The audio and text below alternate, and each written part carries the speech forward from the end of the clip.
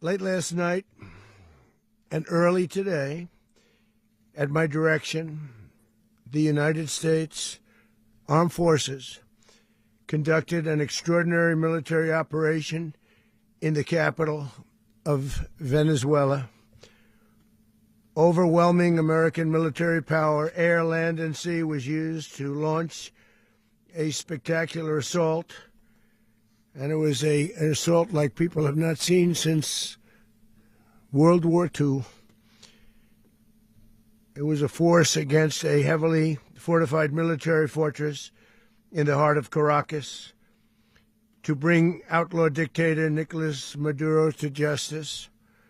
This was one of the most stunning, effective, and powerful displays of American military might and competence in American history. And if you think about it, we've done some other good ones, like the attack on Soleimani, the attack on al-Baghdadi, and the obliteration and decimation of the Iran nuclear sites just recently in an operation known as Midnight Hammer. All perfectly executed and done. No nation in the world could achieve what America achieved yesterday, or frankly, in just a short period of time. All Venezuelan military capacities were rendered powerless as the men and women of our military, working with U.S. law enforcement, successfully captured Maduro in the dead of night. It was dark.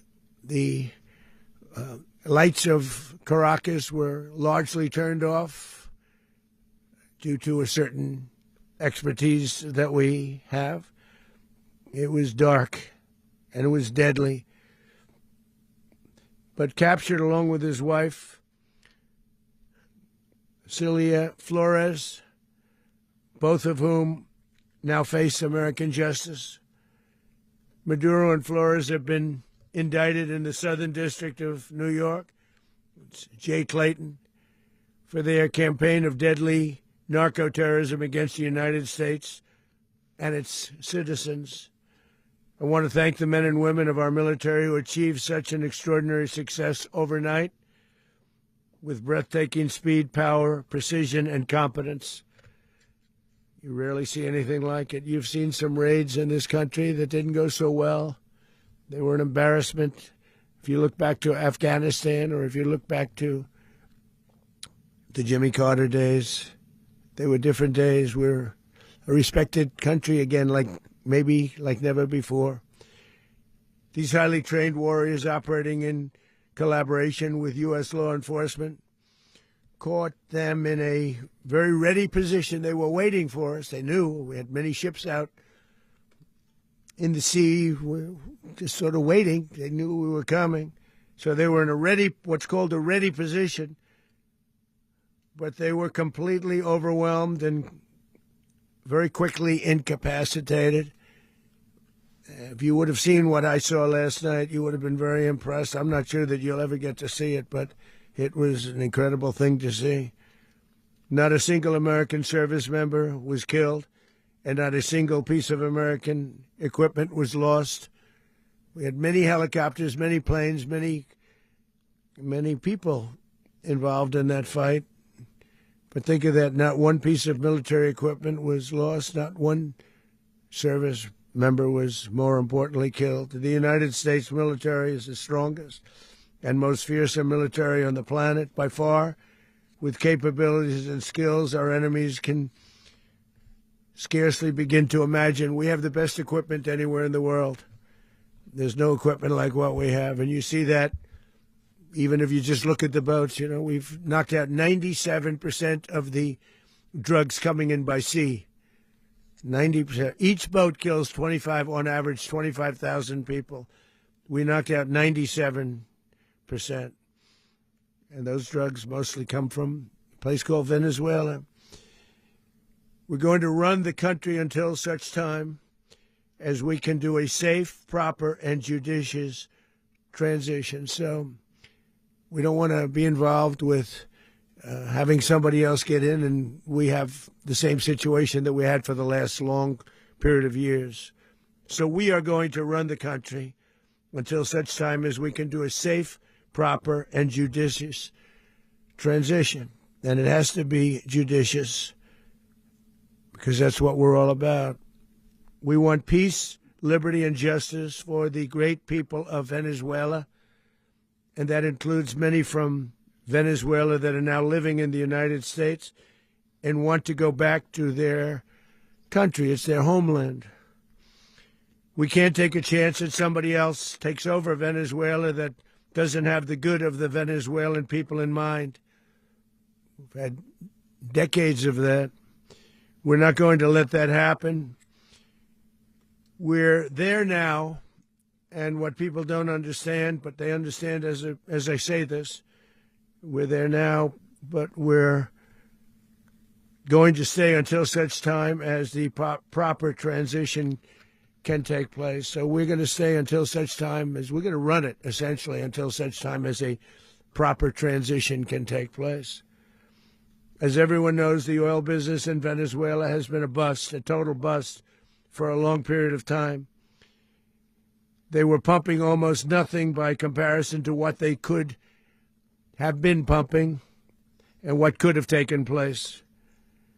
We're going to have our very large United States oil companies, the biggest anywhere in the world, go in, spend billions of dollars, fix the badly broken infrastructure, the oil infrastructure, and start making money for the country. And we are ready to stage a second and much larger attack if we need to do so. So we were prepared to do a second wave if we needed to do so. We actually assumed that a second wave would be necessary, but now it's probably not. The first wave, if you'd like to call it that, the first attack was so successful, we probably don't have to do a second, but we're prepared to do a second wave, a much bigger wave, actually. This was pinpoint, but we have a much bigger wave that probably won't have to do. This partnership of Venezuela with the United States of America, a country that everybody wants to be involved with because of what we were able to do and accomplish, will make the people of Venezuela rich, independent, and safe. And it will also make the many, many people from Venezuela that are living in the United States extremely happy. They suffered. They suffered. So much was taken from them. They're not going to suffer anymore. The illegitimate dictator Maduro was the kingpin of a vast criminal network responsible for trafficking colossal amounts of deadly and illicit drugs into the United States. As alleged in the indictment, he personally oversaw the vicious cartel known as Cartel de las Solas, which flooded our nation with lethal poison, responsible for the deaths of countless Americans, the many, many Americans. Hundreds of thousands over the years of Americans died because of him. Maduro and his wife will soon face the full might of American justice and stand trial on American soil. Right now, they're on a ship they'll be heading to, ultimately, New York. And then a decision will be made, I assume, between New York and Miami or Florida. But we have people where the overwhelming evidence of their crimes will be presented in a court of law. And I've seen it. I've seen what we have. It's both horrible and breathtaking that something like this could have been allowed to take place. For many years after his term as president of Venezuela expired, Maduro remained in power and waged a ceaseless campaign of violence, terror, and subversion against the United States of America, threatening not only our people, but the stability of the entire region.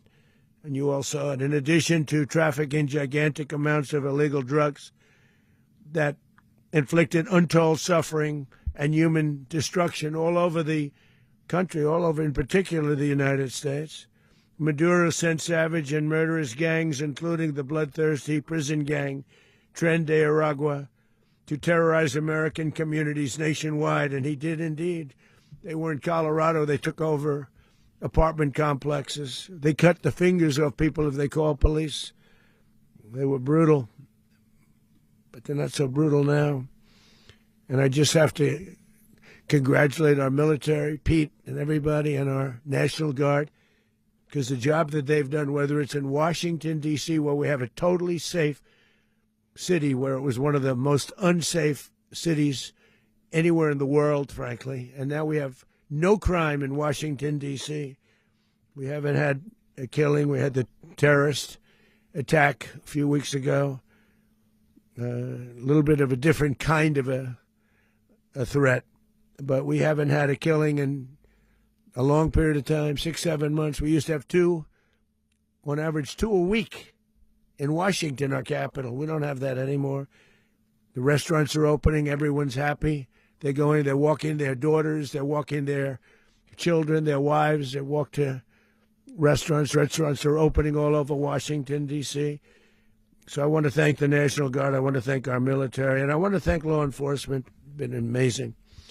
And they should do it with more cities. We're doing it, as you know, and we're doing it in Memphis, Tennessee right now, and crime is down. We've just sort of started a few weeks ago, but crime is down now 77%. And the governor of Louisiana called, great person, and he wanted us to help him, as you know, in a certain very nice part of Louisiana. And we have done that. And it was a rough section, and we have crime down. I understand it's down to almost nothing already after 2.5 weeks. New Orleans, it's down to almost nothing, and we've only been there for 2.5 weeks. Can't imagine why governors wouldn't want us to help. We also helped, as you know, in Chicago, and crime went down a little bit there. We did a very small help because we had no working ability with the governor. The governor was a disaster, and the mayor was a disaster, but it knocked down crime. But we're pulling out of there. When they need us, we'll know. You'll know. You'll be writing about it. And likewise, Los Angeles, where we saved Los Angeles early on, where the head of the police department made a statement that if the federal government didn't come in, we would have lost Los Angeles. That's long after the fires. That's when they had the riots in Los Angeles. We did a great job. Got no credit for it whatsoever, but that's okay. It doesn't matter. We don't need the credit. But we'll be pulling out when they need us. They'll call, or we'll go back if we have to. We'll go back. But we did a great job in various cities. But the place that we're very proud of is Washington, D.C., because it's our nation's capital. We took it from being a crime-ridden mess to being one of the safest cities in the country. But the gangs that they sent raped, tortured, and murdered American women and children. They were in all of the cities I mentioned, Tren de Aragua. And they were sent by Maduro to terrorize our people, and now Maduro will never again be able to threaten an American citizen or anybody from Venezuela. There will no longer be threats. For years I've highlighted the stories of those innocent Americans whose lives were so heartlessly robbed by this Venezuelan terrorist organization. Really one of the worst. One of the worst, they say the worst. Americans like 12-year-old Jocelyn Nungary from Houston. Beautiful Jocelyn Nungary, what happened to her? They, as you know, they kidnapped, assaulted, and murdered by Tren de Aragua animals. They murdered Jocelyn and left her dead under the bridge. There was a bridge that will never be the same to so many people after seeing what happened. As I've said many times, the Maduro regime emptied out their prisons, sent their worst and most violent monsters into the United States to steal American lives. And they came from mental institutions and insane asylums. They came from prisons and jails.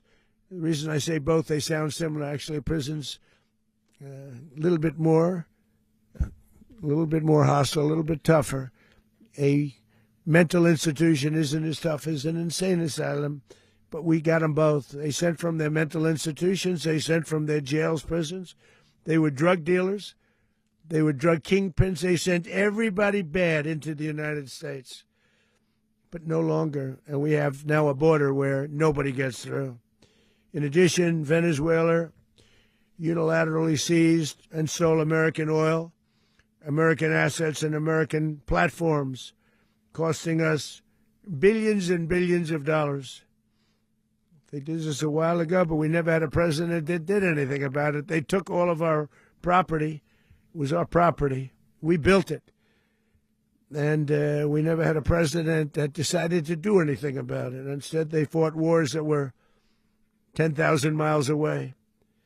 We built Venezuela oil industry with American talent, drive, and skill, and the socialist regime stole it from us during those previous administrations, and they stole it through force. This constituted one of the largest thefts of American property in the history of our country. Considered the largest theft of property in the history of our country. Massive oil infrastructure was taken like we were babies, and we didn't do anything about it. I would have done something about it. America will never allow foreign powers to rob our people or drive us back into and out of our own hemisphere. That's what they did. Furthermore, under the now deposed dictator Maduro, Venezuela was increasingly hosting foreign adversaries in our region and acquiring menacing offensive weapons that could threaten U.S. interests and lives. And they used those weapons last night. Potentially in league with the cartels operating along our border. All of these actions were in gross violation of the core principles of American foreign policy, dating back more than 2 centuries, and not anymore. All the way back, it dated to the Monroe Doctrines, and the Monroe Doctrine is a big deal, but we've superseded it by a lot, by a real lot. They now call it the Monroe Document. I don't know. It's Monroe Doctrine. We sort of forgot about it. It was very important, but we forgot about it. We don't forget about it anymore. Under our new national security strategy, American dominance in the Western Hemisphere will never be questioned again. Won't happen. So just in concluding, for decades, other administrations have neglected or even contributed to these growing security threats in the Western Hemisphere. Under the Trump administration, we are reasserting American power in a very powerful way in our home region. And our home region is very different than it was just a short while ago. The future will be, and we did this in my first term. We had great dominance in my first term, and we have far greater dominance right now. Everyone's coming back to us. The future will be determined by the ability to protect commerce and territory and resources that are core to national security. These are core to our national security. Just like tariffs are, they've made our country rich, and they've made our national security stronger than ever before. But these are the iron laws that have always determined global power. And we're going to keep it that way. We will secure our borders. We will stop the terrorists. We will crash the cartels. And we will defend our citizens against all threats, foreign and domestic. Other presidents may have lacked the courage or whatever to defend America. But I will never allow terrorists and criminals to operate with impunity against the United States. This extremely successful operation should serve as warning to anyone who would threaten American sovereignty or endanger American lives. Very importantly, the embargo on all Venezuelan oil remains in full effect. The American Armada remains poised in position, and the United States retains all military options until United States demands have been fully met and fully satisfied. All political and military figures in Venezuela should understand what happened to Maduro can happen to them, and it will happen to them if they aren't just fair, even to their people. The dictator and terrorist, Maduro, is finally gone in Venezuela. People are free. They're free again. It's been a long time for them, but they're free. America is a safer nation. This morning, it's a prouder nation this morning because it didn't allow this horrible person and this country that was doing very bad things to us. It didn't allow it to happen. And the Western Hemisphere is right now a much safer place to be. So I want to thank everybody for being here. I want to thank General Raisin Kane. He's a fantastic man. I've worked with a lot of generals. I worked with some I didn't like. I worked with some I didn't respect. I worked with some that just weren't good. But this guy is fantastic. I watched last night one of the most precise attacks on sovereignty. I mean, it was an attack for justice. And I'm very proud of him, and I'm very proud of our Secretary of War, Pete Hegseth, who I'm going to ask to say a few words. Thank you very much.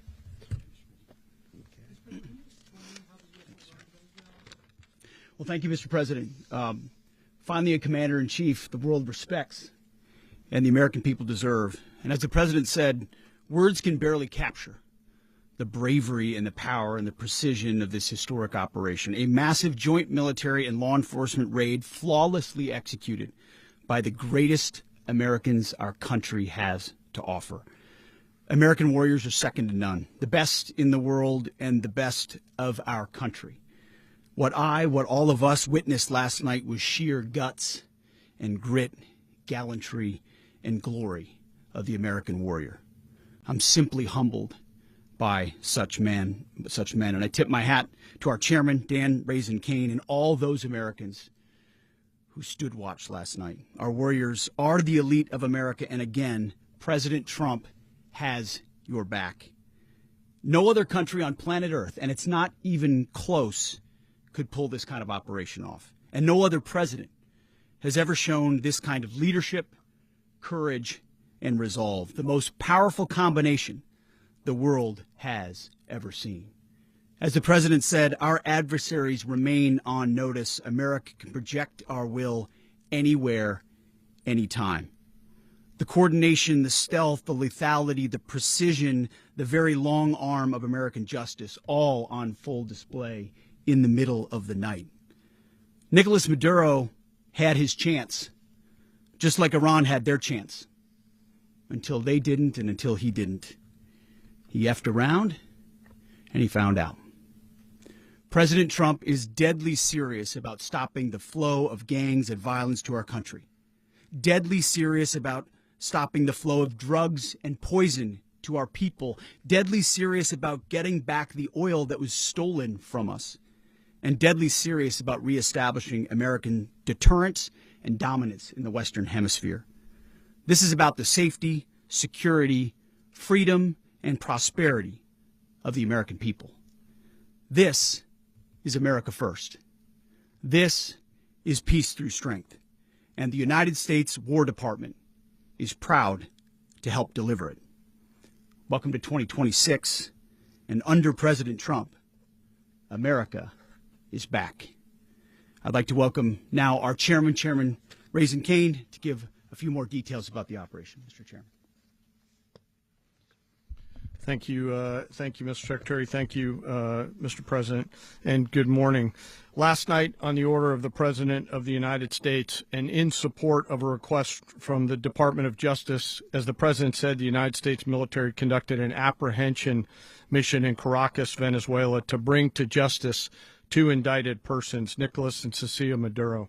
This operation, known as Operation Absolute Resolve, was discreet, precise, and conducted during the darkest hours of January 2nd and was the culmination of months of planning and rehearsal, an operation that, frankly, only the United States military could undertake.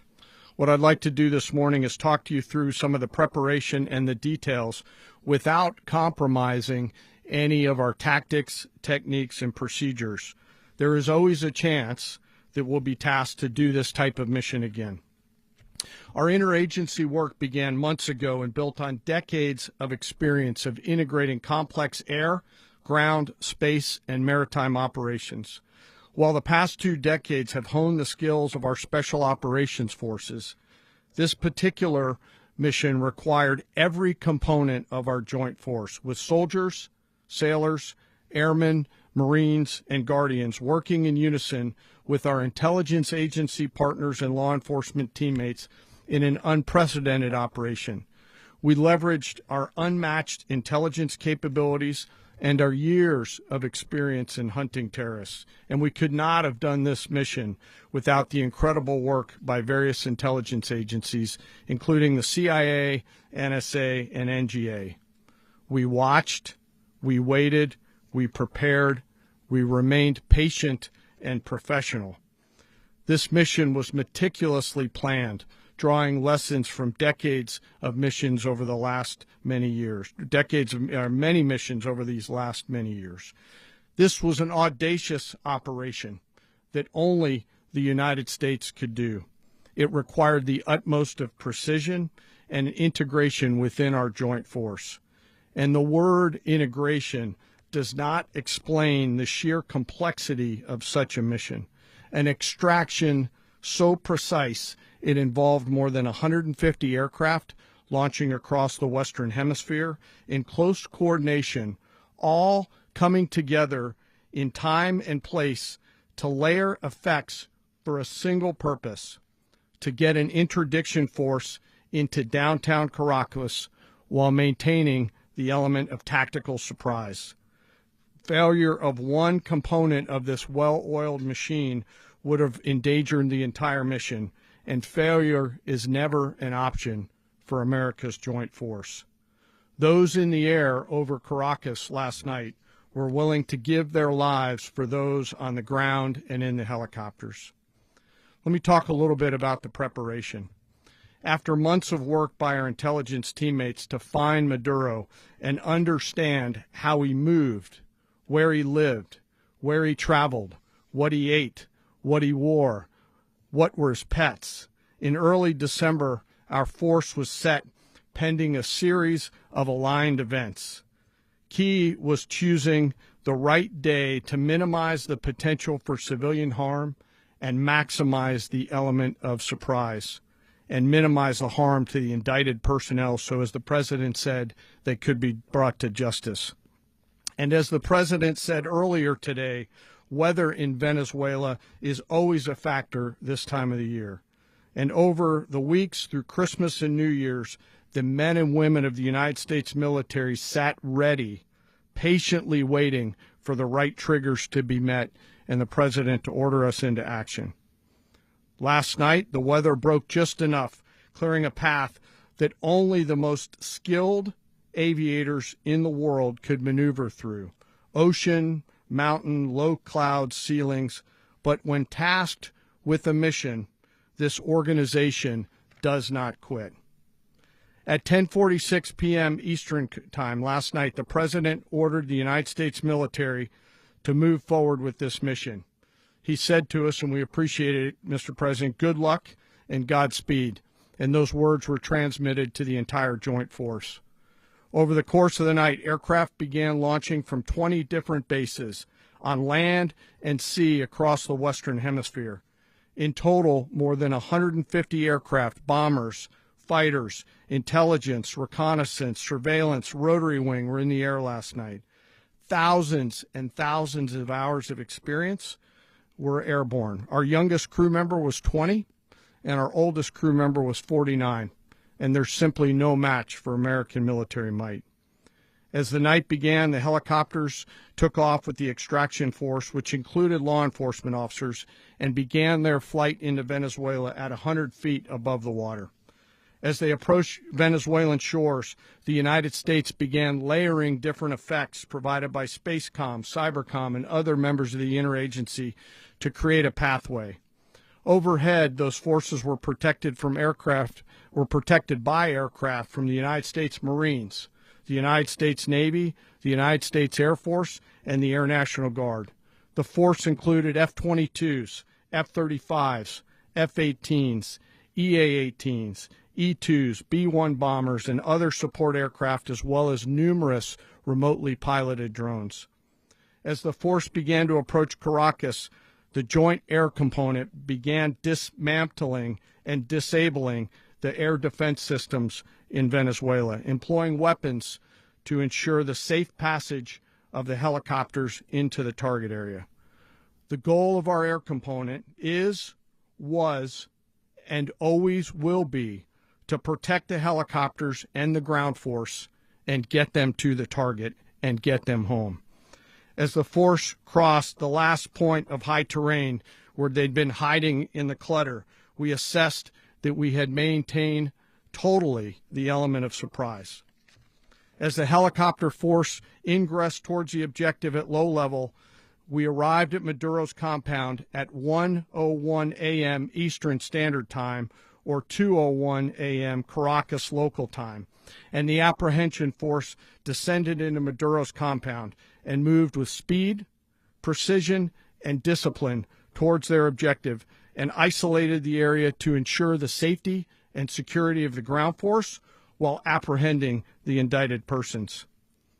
On arrival into the target area, the helicopters came under fire, and they replied with that fire with overwhelming force in self-defense. One of our aircraft was hit but remained flyable, and as the President said earlier today, all of our aircraft came home, and that aircraft remained flyable during the rest of the mission. As the operation unfolded at the compound, our air and ground intelligence teams provided real-time updates to the ground force, ensuring those forces could safely navigate the complex environment without unnecessary risk. The force remained protected by overhead tactical aviation. Maduro and his wife, both indicted, gave up and were taken into custody by the Department of Justice, assisted by our incredible U.S. military with professionalism and precision, with no loss of U.S. life. After securing the indicted persons, the force began to prep for departure. Helicopters were called in to exfiltrate the extraction force, while fighter aircraft and remotely piloted aircraft provided overhead coverage and suppressive fire. There were multiple self-defense engagements as the force began to withdraw out of Venezuela. The force successfully exfiltrated and returned to their afloat launch bases, and the force was over the water at 3:29 a.m. Eastern Standard Time with indicted persons on board. And both Maduro and his wife were embarked aboard the USS Iwo Jima. In closing, what we've witnessed today is a powerful demonstration of America's joint force. We think, we develop, we train, we rehearse, we debrief, we rehearse again and again, not to get it right, but to ensure that we cannot get it wrong. Our jobs are to integrate combat power so when the order comes, we can deliver overwhelming force at the time and the place of our choosing against any foe anywhere in the world. I am immensely proud today of our joint force and filled with gratitude to represent them here today. There is simply no mission too difficult for these incredible professionals and the families that stand by them and support them. As we stand here this morning, our forces remain in the region at a high state of readiness, prepared to project power, defend themselves, and our interests in the region. This operation is a testament to the dedication and unwavering commitment to justice and our resolve to hold accountable those who threaten peace and stability. In closing, I want to express my heartfelt gratitude to the brave men and women who executed this mission. Their courage and tireless commitment to our nation are what makes us strong. Thank you, Mr. Secretary, and thank you, Mr. President. Well, I don't have much to add to what you've heard now, other than the following points. Nicolas Maduro was indicted in 2020 in the United States. He is not the legitimate president of Venezuela. That's not just us saying it. The first Trump administration, the Biden administration, the second Trump administration, none of those three recognized him. He's not recognized by the European Union and multiple countries around the world. He is a fugitive of American justice with a $50 million reward which I guess we saved $50 million. And Make sure. yeah, exactly. But Don't let anybody claim it. Nobody deserves it but us. But I want to be clear about one thing. Nicolas Maduro had multiple opportunities to avoid this. He was provided multiple very, very, very generous offers and chose instead to act like a wild man, chose instead to play around. And the result is what we saw tonight. The other message here is the following. You have a guy, like many people around the world, they like to play games. You have a guy who decides he's going to invite Iran into his country, is going to, do the confiscation of American oil companies, is going to flood our country with gang members, is going to take Americans prisoner and try to hold them for hostage and trade them like he was able to do with the Biden administration. Basically likes to play games all this time and thinks nothing's going to happen. And I hope what people now understand is that we have a president. The 47th president of the United States is not a game player. When he tells you that he's going to do something, when tells you he's going to address a problem, he means it. He actions it. I can tell you, I've watched this process now for 14, 15 years, been around it. Everybody talks. I'm going to do this. I'm going to do that. When I get there, we're going to do this. We're going to take. This is a president of action. Like, I don't understand yet how they haven't figured this out. And now, if you don't know, now you know. Because this is the way it's going to play out. And I think people need to understand that this is not a president that just talks and does letters and press conferences. And, if he says he's serious about something, he means it. And this is something that was a direct threat to the national interest of the United States. And the president addressed it. There's a president of peace, by the way. I told you what I just said earlier. This guy had multiple opportunities to find his way somewhere else and figure out another. He could have been living somewhere else right now, very happy. But instead, he wanted to play big boy. And so now, he's got other sets of problems on his hands. And but I think that the message here should be for the world. Look, the president doesn't go out looking for people to pick fights with. He's not generally wants to get along with everybody. We'll talk and meet with anybody. But don't play games. Don't play games with this president's in office because it's not going to turn out well. And so I hope that, I guess that lesson was learned last night, and we hope it'll be instructive moving forward. Is that a message for Cuba, Mr. President? Mr. President, Please. going to run Venezuela. So who's in power right now? Well, we're going to be running it with a group, and we're going to make sure it's run properly. We're going to rebuild the oil infrastructure, which will cost billions of dollars. It'll be paid for by the oil companies directly. They will be reimbursed for what they're doing, but that's going to be paid. And we're going to get the oil flowing the way it should be. As you know, it was just a minor flow. It was actually a minor flow for what they have. But we're going to run it properly, and we're going to make sure the people of Venezuela are taken care of. We're going to make sure the people that were forced out of Venezuela by this thug are also taken care of. President, does the U.S. running the country mean that U.S. troops will be on the ground? How will that work? Well, they always say boots on the ground. Oh, so we're not afraid of boots on the ground if we have to have. We had boots on the ground last night at a very high level, actually. We're not afraid of it. We don't mind saying it. But we're going to make sure that that country is run properly. We're not doing this in vain. This is a very dangerous attack. This is an attack that could have gone very, very badly. Could have gone very badly. We could have lost a lot of people last night. We could have lost a lot of dignity. We could have lost a lot of equipment. The equipment is less important, but we could have lost a lot. And we're going to make sure that this is proper. We're there now. We're ready to go again if we have to. We're going to run the country right. It's going to be run very judiciously, very fairly. It's going to make a lot of money. We're going to give money to the people. We're going to reimburse people that were taken advantage of. We're going to take care of everybody. It's very important. We couldn't let them get away with it. They stole our oil. We built that whole industry there, and they just took it over like we were nothing. And we had a president that decided not to do anything about it. So we did something about it. We're late, but we did something about it. Yeah, please. Mechanism by which you're going to run the country? Are you going to designate a U.S. official to coordinate? Yes, it's all being done right now. We're designating people. We're talking to people. We're designating various people, and we're going to let you know who those people are. Would run Venezuela? Well, it's largely going to be for a period of time the people that are standing right behind me. We're going to be running it. We're going to be bringing it back. It's a dead, I talk about a dead country. A year and a half ago, we were a dead country. Now we're the hottest country anywhere in the world. We're a country doing better than any country anywhere in the world. and it required leadership. Venezuela has a lot of bad people in there, a lot of bad people that shouldn't be leading. We're not going to take a chance that one of those people take over for Maduro. So you can look at, and others, we have fantastic people, including people in the military. So we're going to have a group of people running it until such time as it can be put back on track, make a lot of money for the people, and give people a great way of life, and also reimbursement for people in our country that were forced out of Venezuela. Rubio would be.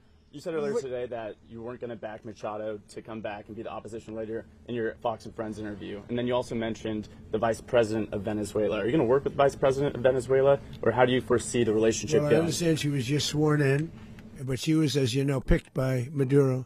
So Marco's working on that directly. He just had a conversation with her, and she's essentially willing to do what we think is necessary to make Venezuela great again. Very simple. Mr. President, Colombian President Gustavo Petro, a couple weeks ago, he said he's got to watch his ass. And today he said he's not concerned about anything happening to him in the aftermath of this operation. So just what your message is about that. He has cocaine mills. He has factories where he makes cocaine. And, yeah, I think I stick by my first statement. He's making cocaine. They're sending it into the United States. So he does have to watch his ass. Mr. President, did you notify any members of Congress in advance? Marco, do you want to talk about that? Because you were involved in it. Sure. We call members of Congress immediately after. This was not the kind of mission that you can do congressional notification on. It was a trigger-based mission in which conditions had to be met night after night. We watched and monitored that for a number of days. So it's just simply not the kind of mission you can call people and say, hey, we may do this at some point in the next 15 days. But it's largely a law enforcement function. Remember, at the end of the day, at its core, this was an arrest of 2 indicted fugitives of American justice, and the Department of War supported the Department of Justice in that job. Now, there are broader policy implications here, but it's just not the kind of mission that you can pre-notify because it endangers the mission. Plus, if I could add one thing to that, Congress has a tendency to leak. This would not be good. If they leaked, General, I think it would have been maybe a very different result. But I have to say, they knew we were coming at some point, you know. A lot of ships out there, they sort of knew we were coming. We went through. But Congress will leak, and we don't want leakers. People to watch this all play out live. What was Maduro doing when the U.S. forces entered what I assume would be his home? And also, was there any point where the U.S. was considering if Maduro pushed back or resisted killing Maduro? It could have happened. It could have happened. He was trying to get into a safe place. You know what a safe place is, all steel. And he wasn't able to make it to the door because our guys were so fast. They went through the opposition so fast. And there was a lot of opposition. You know, people were wondering, do we get them by surprise? Sort of surprised, but they were waiting for something. It was a lot of opposition. There was a lot of gunfire. You saw some of it today. But he was trying to get to a safe place, which wasn't safe because we would have had the door blown up in about 47 seconds, they say on average, regardless of how thick the steel was. It was a very thick door. It was a very heavy door, but he was unable to get to that door. He made it to the door. He was unable to close it. Go ahead, finish. To be in the time being right now. Do you know his exact Well, whereabouts? eventually, ultimately, in the near future, he's going to be brought to New York. And where is he going to be held? Where is he going to be held in New York? Do you know? That's going to be up to the officials that do these things. Mr. President, the U.S. has something of a mixed track record of ousting dictators without necessarily a plan for what comes afterwards. Not with Did me. that weigh on your decision? Well, that's when we had different presidents, but with me, that's not true. With me, we've had a perfect track record of winning. We win a lot, and we win. If you look at Soleimani, you look at al-Baghdadi, you look at the Midnight Hammer. Midnight Hammer was incredible. Right now, you wouldn't have peace in the Middle East. We have essentially peace in the Middle East because of that. If we weren't successful with Midnight Hammer, you wouldn't have peace in the Middle East. So, with me, you've had a lot of victory. You've had only victories. You've had no losses. Yeah. How long do you expect the U.S. to run Venezuela, and how soon do you want the Venezuelan people to hold elections? So I'd like to do it quickly, but it takes a period of time. You know, we're rebuilding. We have to rebuild their whole infrastructure. The infrastructure is rotted. it's actually very dangerous. It's blow-up territory. Oil is very dangerous. It's a very dangerous thing to take out of the ground. Can kill a lot of people. It has killed a lot of people doing just that. The infrastructure is old. It's rotted. Much of it is stuff that we put there 25 years ago, and we're going to be replacing it. And we're going to take a lot of money out so that we can take care of the country. Yeah. Are you saying that Secretary Rubio and Mr. President, China, Russia, and Iran have interests in Venezuela. How does this operation affect your relationships with them when it comes to the oil and drugs? In terms of China and Russia, Russia when we get things straightened out. But in terms of other countries that want oil, we're in the oil business. We're going to sell it to them. We're not going to say we're not going to give it to them. In other words, we'll be selling oil probably in much larger doses because they couldn't produce very much because their infrastructure was so bad. So we'll be selling large amounts of oil to other countries, many of whom are using it now, but I would say many more will come. Are you saying, Mr. President, are you saying that, Mr. President, are you saying that, Mr. President, thank you. What is your message to the people of Venezuela today? Of course, the civilian population specifically, they have a lot of questions. What is your message to the people of Venezuela? That you're going to have peace, justice. You're going to have some of the riches that you should have had for a long period of time. It was stolen from you. But you're going to have peace and you're going to have safety. You're going to have justice. You're going to have a country. You're going to have a real country. You're going to have potentially a great country. You know, if you go back 20 years, maybe even a little longer ago, that was a great country. And they destroyed it. Remember I said that if we lose this election, the United States will be Venezuela on steroids. That's what would have happened. Had we lost the election, the 2024 election, we suffered so badly. When you look at the border from 2020, what they did, what Joe Biden administration did to our country should never be forgotten. But if we had to go through another year of that, we would be exactly where Venezuela was. In terms, I used to say, if they win, we're going to be Venezuela on steroids, and that's what would have happened. President, thank you. Are you saying that Secretary Hegseth and Rubio are going to be running Venezuela, and will you be sending in U.S. military They're troops going to be a team that's working with the people of Venezuela to make sure that we have Venezuela right. Because for us to just leave, who's going to take over? I mean, there is nobody to take over. You have a vice president who's been appointed by Maduro. And right now she's the vice president, and she's, I guess, the president. She was sworn in as president just a little while ago.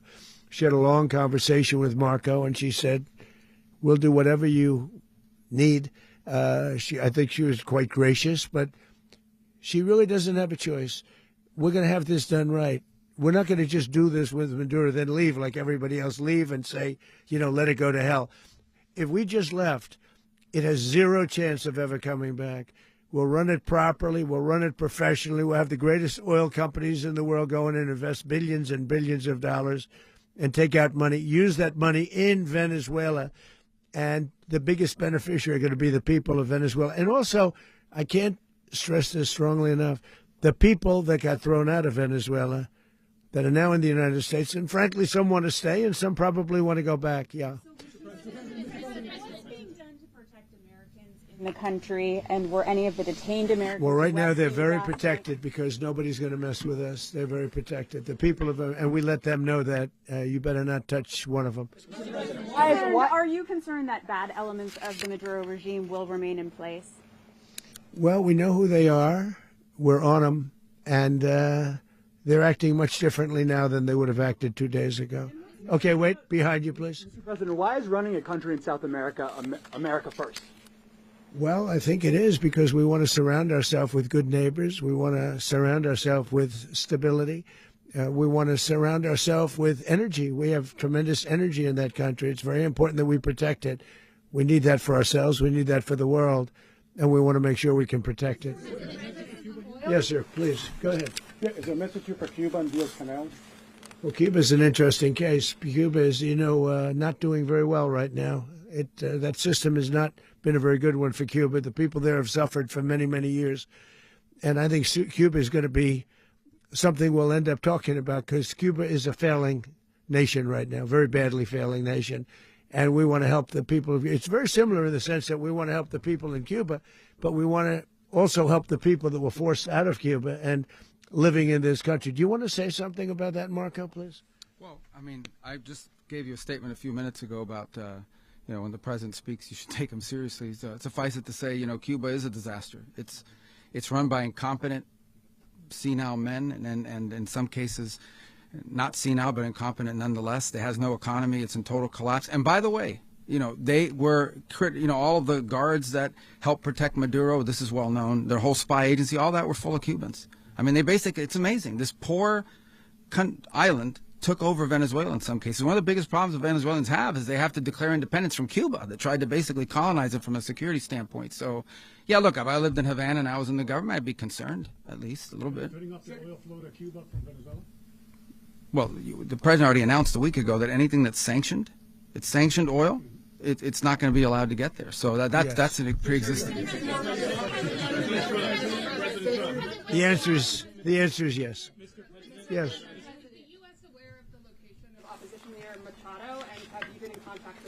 No, we haven't. No, we haven't. Mr. President.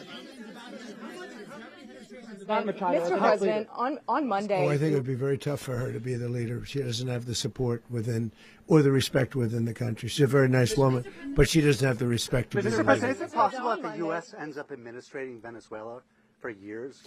Well, it won't cost us anything because the money coming out of the ground is very substantial, so it's not going to cost us anything. We want safety there. We want to be surrounded by countries that aren't housing all of our enemies all over the world. That was happening, and you don't want to have that. But we're going to be rebuilding, and we're not spending money. The oil companies are going to go in. They're going to spend money. We're going to take back the oil that, frankly, we should have taken back a long time ago. A lot of money is coming out of the ground. We're going to get reimbursed for all of that. We're going to get reimbursed for everything that we spend. So it's going to be a very important. This is a very big evening that took place last night. We have to be surrounded by safe, secure countries, and we also have to have energy. Very important. We have to have energy that's real energy, not where they're getting 4% and 5% of the energy out of the ground. You take a look. It was such a disaster. So what's going to happen with Venezuela, I think, over the next period of a year, is going to be a great thing, and the people of Venezuela will be the biggest beneficiaries. Going to send in U.S. military. Mr. President, thank you. What did you last speak to Maduro about when you spoke? And is the Well, US I don't want to get war into with the Venezuela? conversations, but I did have conversations with him, and I said, you got to surrender. And I actually thought he was pretty close to doing so, but now he wished he did, yeah. You said that Maduro is responsible for drug trafficking. You recently pardoned the former president of Honduras, who was convicted of many drug trafficking. Can you explain how these two situations are different? And would you ever pardon Maduro? I endorsed, as you know, the winning president, the man who won in Honduras. I endorsed the man who won in Chile. I endorsed the man who won in Argentina. And we are doing very well with that whole group. What the man that I pardoned was, if you could equate it to us, he was treated like the Biden administration treated a man named Trump. That didn't work out too well for them. This was a man who was persecuted very unfairly. He was the head of the country. He was persecuted very unfairly. And there are a number of them. And we felt that it was a very unfair situation that happened to him. He's also a party member of the man who won. So obviously the people liked what I did. And one of the reasons that was done is because of the fact that the party in power felt very strongly that that man was treated very badly. I studied it very quickly, and then I studied it in great detail. I went to a lot of the people standing behind me, and they felt that that man was persecuted and treated very badly. That's why I gave him a pardon.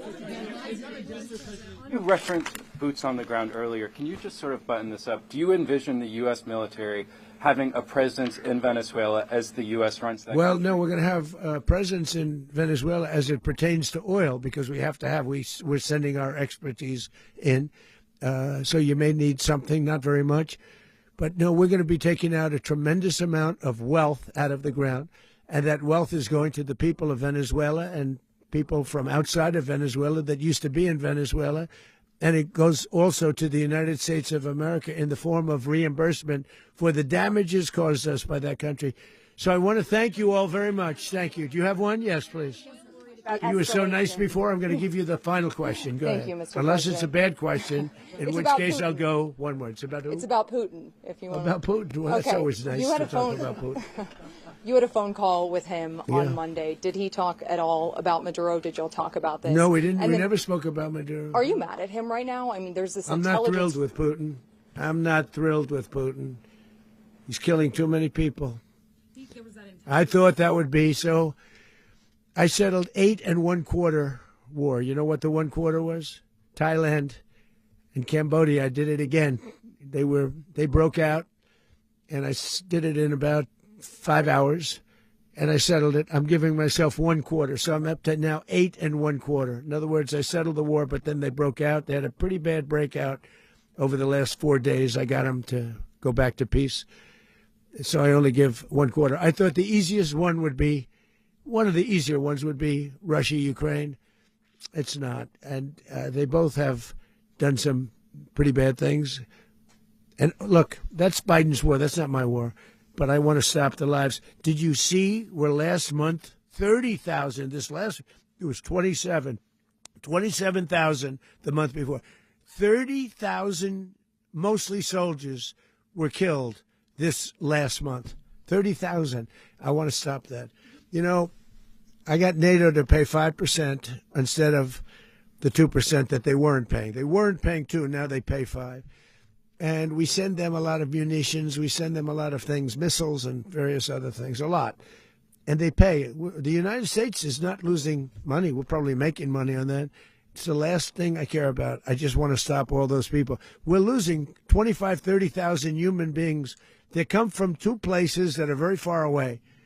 But if I can stop, because it's something I've been pretty good at doing, deals, I guess. It's all a deal. Life is a big deal. But if I can stop that war and stop 30,000 young people, in addition to the fact that people are being killed in Kiev, people are being killed in other cities throughout, a much smaller number, but they're being killed, viciously killed. So I'm not happy about it. I thought that would be something that would get solved. We have Mr. Witkoff here. I think that we're making progress, but that's a war that should have never happened. If I were president, it would have never happened. Putin says it. Everybody says it. If I were president, that would have never happened. But I inherited that war. That was Joe Biden, Zelensky, and Putin.